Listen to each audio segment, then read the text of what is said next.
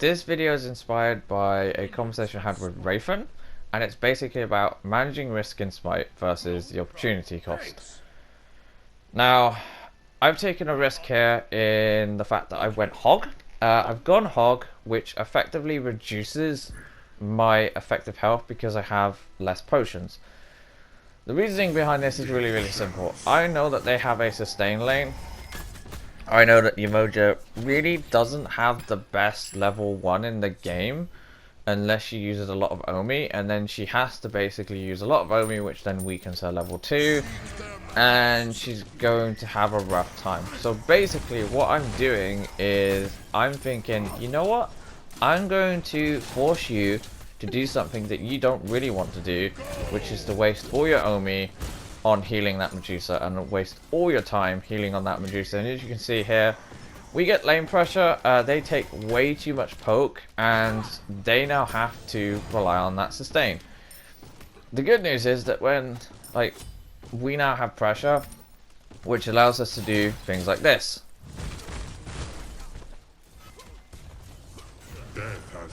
Effectively, we are stripping gold from them, and you can see that we have pressure, so we can just do what we want in this lane right now. And you can see, instead of actually letting the minions go further up, we just we are literally just letting them walk here, which then allows us to dash this. I take a lot of poke here, but the Medusa takes a significant amount of poke here and almost dies.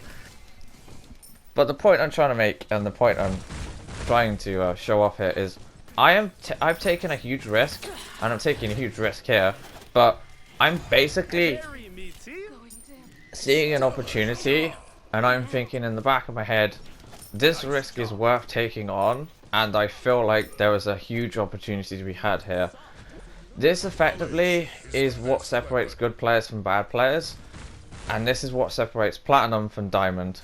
It also is what separates a lot of the lower tier junglers from the higher tier junglers, because jungle and even support, in my eyes, is all about keeping an eye on the current state of the game, as well as understanding what risk you can take on and your team can take on, as well as what opportunities taking on that risk presents. So here, because we have pressure, there is zero chance right now of this Medusa being able to escape any sort of crowd control, because she's already used her beats. Because of this means that I can take a little bit of poke now, and potentially we might kill her again. Potentially we might. So here I'm basically going to position myself really aggressively. She knows what I want to do, and you can see she's just being clamored over and over again. Now Umoja is focusing mainly on clearing the wave, so is Medusa, but because we have pressure and because we can just keep applying this pressure, Umoja now has to basically use her Omi to heal Medusa, and then again, I'm just gonna keep railing on her, and you can see this Medusa is just being pushed right now. Here I have made a really risky play, and so did the Show Bug. We got really greedy there for not much at all in terms of an opportunity. In fact, we would gain very little from doing that, because we pretty much have full control of this lane right now, and here I'm again being very risky. Full control of the lane, there's no reason to do that. Yeah, the only reason I picked up this video, or the footage, is it's full of examples of me playing really badly. And I feel like that's probably useful to illustrate the point, because this is something that I see a lot of players doing, and sometimes I will admit that I will do these sort of mistakes, especially when I'm tilted, especially when I'm I've had a couple games, I've lost a couple games, I'm getting annoyed, I'm like, oh, I've got to make a play. What you have to do is you basically have to slow down. One of the most common mistakes that I see people do, especially when it comes to risk management in Smite is they seem to assume that they always have to turn up to a team fight. Now, that's not always the best idea. If you can do something else, then sometimes turning up to a 3 versus 1 is not exactly going to help that person at all. In fact, it might potentially kill you, which then gives your opponents an opportunity to do something else. I have had so many people complain to me that I am split pushing because we've lost a team fight, that I am doing back camps because we lost a team fight, because I'm doing this, because of this. Now, there is a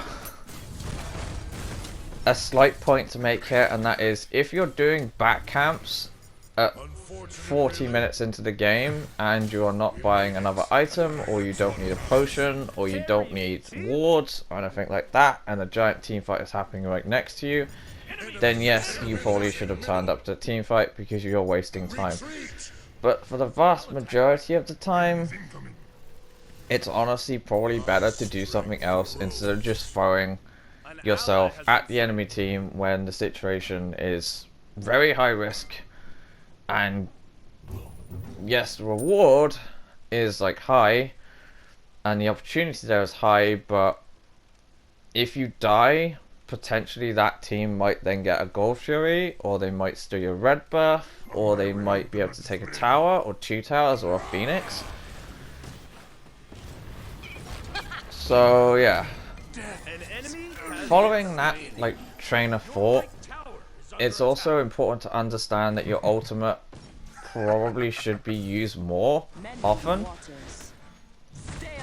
The risk of you actually not hitting your ultimate versus hitting it is honestly pretty small. If you have your ultimate up, you need to just throw it out in every single team fight pretty much. If you keep holding it for the perfect raw snipe, you are probably going to cost your team the game, because that opportunity is probably not going to come along. But if you can hit somebody and do a decent amount of burst damage, which then forces them out of the fight, that then reduces the risk that your team is going to lose that team fight, because now it's a 4 versus 5. The point I'm trying to make is try not to be so stingy when it comes to your abilities. If you miss an ability and that is the main source of your engage, most of the time it's not worth the risk of staying around. You probably should just leave. This is something that a lot of players will just fully commit their kit onto somebody even though they've missed everything. And again, that's something that is risk versus opportunity. If you miss an ability, just be like, yo, I'm out, gone. That's something that I've seen a lot of people do. I've also seen a lot of people do, as an example again, basically they will turn up to a lane and they will just throw their entire kit down instead of just turning up and just staying safe. Sometimes presence is honestly stronger than a gank. It really is. Sometimes if you are like hanging around a certain side of the map when everything is down, you can apply a bit of pressure. That will open up an opportunity to do something else, because sometimes people will play a bit reckless and they will forget you're there, and then they will take too much poke, and then you have a successful gank opportunity, which is pretty good and pretty important to understand.